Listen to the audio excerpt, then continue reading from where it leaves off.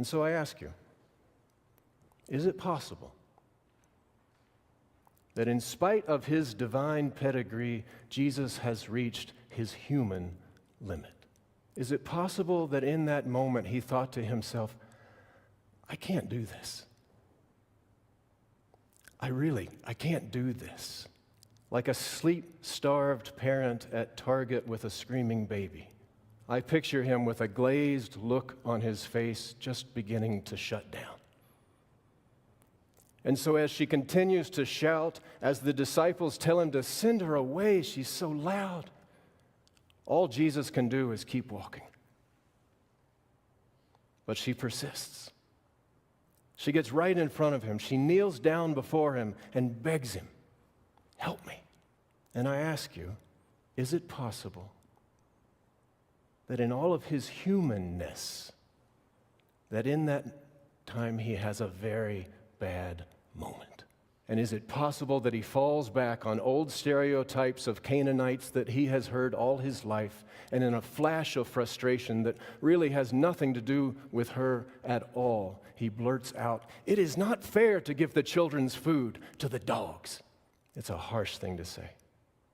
Maybe for a moment it even felt good to release some of the pent-up grief and anger that he's been holding in, but then surely he regretted it. And as soon as he said it, he must have wished that he could take it back. I remember times as a tired parent doing something similar,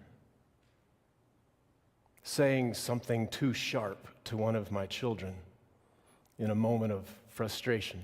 And I remember how awful it felt the moment after, the regret and even the shame that I felt. As I looked in their eyes and I saw hurt or confusion, or worse, disappointment. Is there anything worse than the disappointment of someone who looks up to you when they realize that you're not God? Jesus must have expected to see that disappointment in her eyes. After all, she had sought him out. Clearly, she had heard that he was a healer. He was a holy man sent from God. So imagine her shock when this is how he treats her.